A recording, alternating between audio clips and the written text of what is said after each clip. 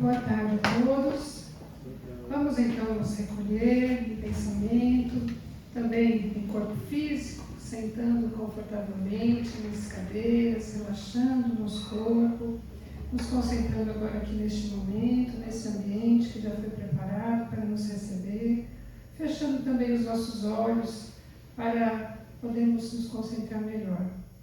E assim vamos lembrar de Deus, nosso Pai Criador, Provedor, que nos reuniu aqui neste ambiente, neste momento, agradecendo muito a Ele por essa oportunidade, por mais um dia de vida, de experiências e por aqui estarmos também.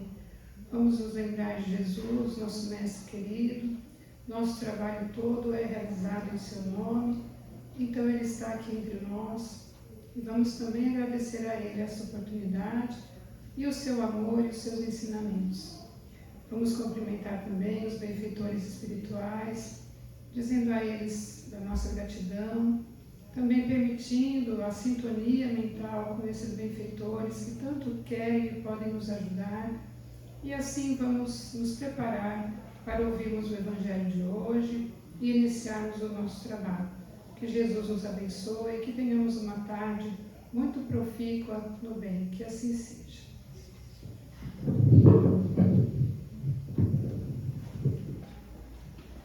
Bom, então, como o Luiz já disse, o nosso estudo de hoje já é do capítulo 5 do nosso livro de sempre, o Evangelho segundo o Espiritismo, e é intitulado Bem-aventurado os aflitos. Então, gente, esse é um estudo bastante importante, bastante profundo. É o capítulo mais extenso do nosso livro. Por que será, né? Porque trata das aflições. Nós aqui na Terra, planeta de provas e expiações, sabemos que temos muitas aflições para enfrentar. E este capítulo nos ajuda a gente compreender um pouco melhor essa frase que Jesus proferiu no Sermão da Montanha, quando proferiu as bem-aventuranças. Então ele disse: bem-aventurados os aflitos. E essa frase não é tão óbvia, né, da gente compreender, porque as aflições nos trazem sofrimento, e bem-aventurado significa aquele que terá felicidade, ou que tem ventura, felicidade. Então não é tão óbvia, a gente precisa se debruçar um pouquinho para conseguir compreender o que Jesus quer nos dizer, né? Como pode ser feliz aquele que sofre ou tem aflições? Por que Jesus nos disse isso? Então vamos lá, como sempre a gente faz, no início do nosso capítulo traz o texto lá da Bíblia, do Novo Testamento, então vamos às palavras de Jesus. Bem-aventurados os que choram, pois que serão consolados. Bem-aventurados os famintos e os sequiosos de justiça, pois que serão saciados. Bem-aventurados os que sofrem perseguição pela justiça, pois que é deles o reino dos céus. Esse trecho é do Evangelho de Mateus. Bem-aventurados vós que sois pobres, porque vosso é o reino dos céus. Bem-aventurados vós que agora tendes fome, porque sereis saciados. Ditosos sois vós que agora chorais, porque rireis. Esse é do Evangelho de Lucas. Mas ai de vós ricos, que tendes no mundo a vossa consolação. Ai de vós que estáis saciados, porque tereis fome. Ai de vós que agora rides, porque sereis constrangidos a gemer e a chorar. Também do Evangelho de Lucas.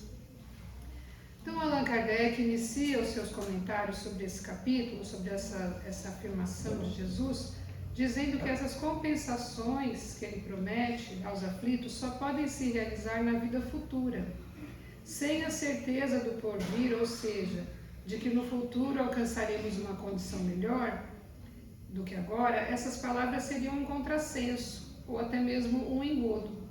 Porque a gente sabe, a gente conhece pessoas que atravessam situações difíceis a vida toda e terminam a encarnação ainda em situações difíceis, não é? Então, por que Jesus falaria isso se não estivesse se referindo a uma condição posterior, a uma vida futura onde pudesse se realizar essa bem-aventurança que ele nos promete? Então, a primeira coisa que a gente apreende aqui do nosso estudo é a necessidade de haver uma realidade posterior a essa que nós vivenciamos aqui, não é? Porque senão não só, como diz Kardec, seria um contrassenso, como um verdadeiro engodo. Estaria prometendo uma coisa que não tem como se realizar. Mesmo assim, mesmo a gente aceitando o fato de que sofrendo agora poderemos ter felicidade no futuro, ainda nos fica um pesar, uma dúvida, né? De como compreender isso. Por quê? Porque temos que sofrer para sermos felizes depois. Disse que é para termos mais méritos. Ou seja, se sofreu bastante agora, então é como se ficasse cheio de créditos que seriam mais ou menos de uma forma trocados por felicidade posterior, né? Mas ainda assim, será que Deus é assim? Ele quer nos ver sofrendo?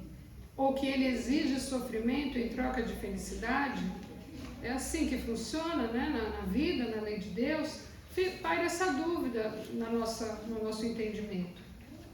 E se é assim, vamos dizer, né, que se fosse esse o meio como as coisas funcionam, sofrimento em troca de felicidade, ainda assim a gente também ficaria na dúvida, por que então tantas desigualdades? Não seria melhor então Deus dar bastante sofrimento para todo mundo igual? Porque daí um dia trocava por felicidade. Então ainda para, né, a nossa interrogação. Por que as coisas se dão dessa forma? Algumas pessoas nascem com todos os privilégios, enquanto para outros nada dá certo. São tão desigualmente distribuídos os males e os bens aqui na Terra. Além disso, não é raro vermos pessoas boas padecendo com enormes desafios e malvados se darem tão bem e chegarem até o final da vida sem pagarem por nada. Como pode isso? Porque isso é o que a gente observa, não é verdade? Isso é o que a gente encontra no dia a dia. Então, como conciliar isso com os conceitos aqui do Evangelho? Não faz sentido nenhum se analisarmos a questão sem os elementos que precisamos para compreendê-lo. Todas as lições do Evangelho são interligadas, né? A gente estuda assim, didaticamente, um assunto por assunto, mas na verdade está tudo junto. Então a gente vai voltar um pouquinho nos conceitos sobre Deus. Deus é o Criador de tudo, a causa primária de todas as coisas, e por isso infinito em suas qualidades. Não pode existir nada mais que Ele, pois foi dele que veio tudo. Então, temos que considerar que Deus é toda a bondade, toda a justiça, todo o amor. A gente não pode se aprofundar agora muito nesse estudo sobre Deus, mas vamos lembrar desses conceitos. Porque Deus não age, portanto, com parcialidade, ou com erros, ou muito menos com injustiças. Temos que aceitar que nossos padecimentos têm uma causa. Tudo tem uma causa, não é verdade? E os nossos sofrimentos também. Pois tudo que existe tem causa, começo e um motivo. E que se Deus é justo e bom e está vendo que estamos sofrendo, essa causa é justa. Então nós temos que primeiro partir desse ponto, né? Deus conhece o que estamos passando, Deus é justo e há uma causa, e uma causa justa. E aí as diferenças que existem estão dentro dessa justiça. Então, Allan Kardec prossegue nos seus comentários, né? Qual deve ser a causa do meu padecimento, então, meu Deus? A gente se pergunta. E Allan Kardec, de uma maneira muito didática, explica aqui no nosso capítulo que nós temos as causas atuais e as causas anteriores das nossas aflições. As causas atuais são aquelas produzidas na nossa própria vida presente, ou seja, nessa encarnação. A gente começa a estudar o Espiritismo, ouve falar de karma, ouve falar, né, de coisas que já estavam programadas, e depois começa a achar que tudo é da vida passada e que está muito distante. Não, muita coisa é causada nesta vida mesmo. Então, o nosso modo de proceder com as pessoas, as situações, com o nosso corpo físico, com o tipo de emoções que a gente gera e cultiva, isso são causas que nós produzimos nessa própria vida e que já colhemos muitas vezes. As leis de Deus regem o universo, a terra, o nosso corpo físico e nós como espíritos. Quando agimos em desacordo com essas leis divinas, temos consequências desagradáveis ou pesarosas. Isso é a lei de Deus em ação. Não porque Deus ficou com raiva de nós e quer nos punir, é uma forma de nos mostrar que não é o caminho a seguirmos, que precisamos rever a nossa conduta. Da mesma forma, né, acontece com o nosso corpo físico, com o nosso sistema nervoso. Então nós temos os nossos neurônios, tem o nosso sistema nervoso todo, e ele nos indica quando a gente tem alguma dor, que aquele órgão precisa de cuidados, de atenção, precisa ser preservado, que alguma coisa não está boa naquele órgão. Então, se um joelho dói, precisamos preservá-lo, não pôr força naquele joelho, não movimentar demais, porque alguma coisa ali no funcionamento dele não está bom. E assim a gente vai preservar o nosso joelho para que ele continue funcionando e a gente possa usar ele, não é? Se colocarmos a nossa mão no fogo, a gente sente uma dor enorme, repentina, né? É um alerta muito grande de que uma coisa muito perigosa ali pode acontecer, que é a gente continuar com a mão no fogo e perder a mão, se a gente não tomar uma medida de se afastar do fogo. Então, pensando nisso, a gente questiona: a dor é ruim? Ela é desagradável, sem dúvida, indesejável, desafiadora, muitas vezes insuportável, é assim que a gente sente, né? Até como a dor de uma queimadura, que foi o exemplo que a gente deu. Mas ela é útil e tem uma função. Pois quem não sente dor não se preserva, dificilmente se reformula ou busca uma condição melhor. Então essa do fogo é bem clara, a gente fica com aquela possibilidade destruída se a gente não muda a conduta, né? E nas nossas dores morais também funciona assim. A gente precisa rever a nossa conduta para a gente mesmo se preservar de sofrimentos maiores. Nas palavras de Kardec: quantos se arruinam por falta de ordem, de perseverança, pelo mau proceder ou por não terem sabido limitar seus desejos? Quantas uniões desgraçadas porque resultaram de um cálculo de interesse ou de vaidade e nas quais o coração não tomou parte alguma? Quantas dissensões e funestas disputas se teriam evitado com um pouco de moderação e menos suscetibilidade? Quantas doenças e enfermidades decorrem da intemperança e dos excessos de todo gênero? E assim ele prossegue, né, mostrando quantas coisas a gente mesmo faz e depois colhe as consequências. Nós somos os causadores dos nossos infortúnios. Nosso orgulho não gosta de admitir isso. Por quê? Porque com isso temos que admitir que temos imperfeições, que cometemos erros, que ainda temos falhas, algumas graves, e que precisamos nos dedicar a elas com esforço para a gente evoluir. Então é mais fácil a gente culpar a Deus ou a má sorte, né, do que a gente enfrentar que a gente mesmo que descuidou. Diz ainda Kardec: os males dessa natureza, que ele está falando das causas atuais, né, constituem seguramente um número considerável das vicissitudes da vida. O homem as evitará quando trabalhar por se melhorar moralmente, tanto quanto intelectualmente.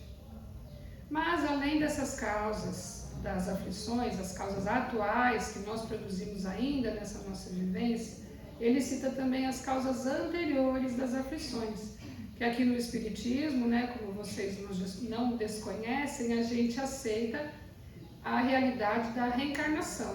Então nós já tivemos não só uma, mas muitas vidas anteriores, né? E isso também é uma explicação para essas causas que não são dessa vida atual e que nos acometem. Então tem essa explicação também, as causas anteriores das nossas aflições. Por isso, há pessoas que já nascem com condições difíceis, com família desajustada, com doenças, com deformidades físicas. Também pode ser o caso de acidentes graves que acontecem durante a vida, os flagelos naturais sofridos, reveses financeiros, dificuldades de convivência na família ou no trabalho, porque a gente reencontra pessoas difíceis, né? Então, tem uma série também de causas que são, sim, aí anteriores a essa encarnação. Os sofrimentos devidos às causas anteriores à existência presente, como os que se originam de faltas atuais também, são muitas vezes a consequência da falta cometida ou da nossa fraqueza moral, da falta de virtudes que ainda precisam ser aprendidas, como a disciplina, a paciência, a fé, a inteligência também e outras. Mas nós temos ainda uma terceira causa das nossas dificuldades, que são as provações. Então, além dos sofrimentos das causas atuais, das causas anteriores, nós temos ainda outro motivo das nossas, vamos dizer assim, dos nossos desafios, que são as provações. Nós não chegamos à perfeição, né, sem a gente se aperfeiçoar. E uma maneira da gente conseguir as nossas virtudes, o nosso aprendizado, é aqui na encarnação, através das vivências. Então, o espírito que já tem a consciência de que ele precisa ter alguma aquisição em determinado ponto, ele pode pedir para passar por uma situação e para que ele exercite aquela virtude. E isso a gente chama de provação. É diferente de expiação. Expiação são essas faltas, essas situações que têm uma causa devido às nossas faltas. E as provas não.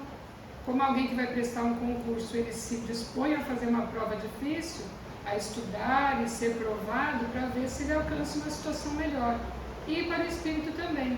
Então, também tem essa situação de uma provação. Ele pode passar uma situação difícil e não é porque ele cometeu um erro. E é por causa disso que no Espiritismo nós não temos essa visão fatalista de que uma determinada situação indica necessariamente que foi cometido determinado erro. Isso, quando a gente encontra as pessoas falando assim, a gente tem que tomar cuidado porque não é a visão espírita. Por exemplo, se uma pessoa foi roubada, é porque ela também roubou alguém, ou nessa encarnação ou em outra. Ou se ela tem dor numa perna, é porque ela chutou alguém. Não é esse o nosso pensamento de quem tem essa compreensão. Porque nós aqui na Terra, encarnados, nós temos uma visão muito estreita, muito restrita dos acontecimentos e da verdade em si. Pode ser que aquela pessoa esteja em melhores condições que nós e por isso já esteja em condições de aproveitar aquele aprendizado, enquanto nós iríamos nos desequilibrar. Por isso que não pedimos essa prova ou por isso que não fomos colocados naquela situação. Então a gente vê uma pessoa passando uma situação difícil e fazendo um julgamento de que ela não é tão evoluída, de que ela errou naquela questão, é uma coisa muito precipitada que a gente tem que evitar. Não é um pensamento do nosso entendimento espírita. Quando a gente vê um sofrimento, o que nos cabe fazer quanto ao sofrimento alheio? Respeitar e, se for possível, aliviar. Ser agente de Jesus e de Deus para aliviar, mas nunca julgar. E quanto aos nossos sofrimentos, o que a gente deve fazer? Primeiro, não reclamar de Deus, porque Deus nos deu outro caminho, que é o caminho do amor, do trabalho, e se a gente ainda não se aperfeiçoou, não se dedicou àquilo que a gente precisava fazer e errou, Deus ainda nos cerca de todos os recursos, nos facilita de outras maneiras, porque sabe que a gente vai ser testado em determinada situação. Então, pelo contrário, nós não temos que agradecer tudo que nos ampara, os recursos que são colocados para nós, para que a gente tenha aquele aprendizado, e ter paciência, ter disciplina, orar a Deus para procurar entender o que aquele sofrimento está nos ensinando, né? Para sairmos melhores dessa prova, dessa expiação, vamos dizer. Portanto, vamos ter paciência. Aqui na Terra é um planeta de provas e expiações, todos nós passamos por muitas aflições, mas vamos ter bom ânimo. Nos momentos mais difíceis, vamos mentalizar Jesus e ouvirmos essas suas palavras. Bem-aventurados os aflitos, porque um dia tudo isso vai passar e então estaremos melhores do que nunca. Muita paz.